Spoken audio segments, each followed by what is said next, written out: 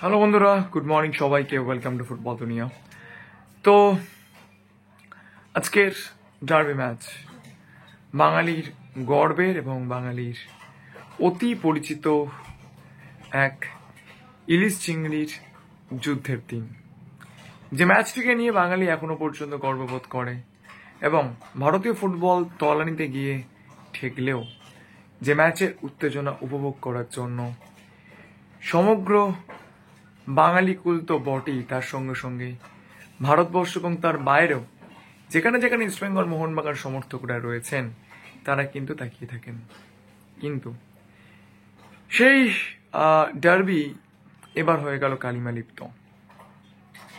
Mohammad Basim Rashid, East Bengal central মিডফিল্ডের অন্যতম গুরুত্বপূর্ণ player এবং ইস্টবেঙ্গলের ভীষণ গুরুত্বপূর্ণ সদস্য ছিলেন, এই ডার্বিতে ছিলেন।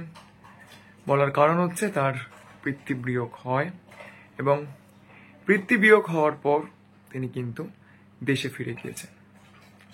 তো অবশ্যই পিতৃবিয়োগ চরমতম যন্ত্রণা এবং অপূরণীয় ক্ষতি, কিন্তু সেই পিতৃবিয়োগ এই জিনিসটিকে কেন্দ্র করে কলকাতা ময়দান কালকের সন্ধ্যাবেলা থেকে যে জিনিস দেখল তা কোনো একজন বিদেশির কাছে বাঙালির মাথা হেঁট করে দিল।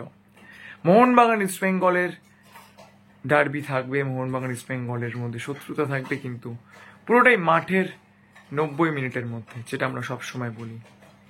কিন্তু কালকের জনৈক একটি টুইটার অ্যাকাউন্ট, যেখানে মোহনবাগান সুপার জায়ান্টের ছবি দেওয়া একটি লোগো এবং সেই সমর্থকটি নিজেকে মোহনবাগান সুপার জায়ান্টের সমর্থক বলে দাবি করছেন, তার প্রোফাইল লিঙ্ক অবশ্যই ফুটবল দুনিয়া ডিসক্রিপশন বক্সে দিয়ে দেবে। তার কারণ শুধুমাত্র সমর্থক, মোহনবাগান ইস্টবেঙ্গল সমর্থকদেরকে বোঝানোর জন্য নয়, তার সঙ্গে সঙ্গে কলকাতা পুলিশ, বিধাননগর কমিশনারেট থেকে শুরু করে ভারতবর্ষের যত আইনকে রক্ষা করার দায়িত্ব যতগুলো এজেন্সিস রয়েছে, সমস্ত এজেন্সিসদের কাছে ফুটবল দুনিয়ার তরফ থেকে এটা একটা আবেদন যে এই ধরনের কীট পতঙ্গগুলোকে দয়া করে খুঁজে বের করে যথাযথ শাস্তি দিন, যাতে এর পরে অন্য কেউ এই ধরনের ঘটনা ঘটানোর আগে দুবার ভাবে।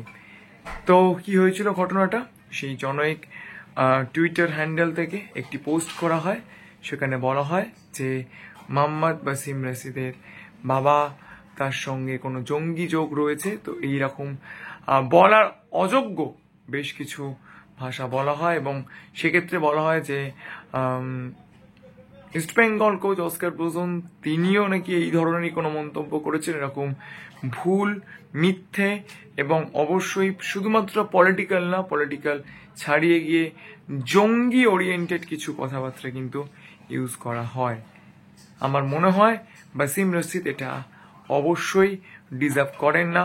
আমি সকলকে বলবো এই অ্যাকাউন্টটির দিকে দেখুন এবং অবশ্যই এই ধরনের লজ্জাজনক ঘটনা বাঙালি হিসেবে আমাদের মাথা তো হেড করছেই, এবং মোহনবাগান ইস্টবেঙ্গল দু দলের সমর্থকদেরও কিন্তু আজকের দিনটা অত্যন্ত দুঃখের।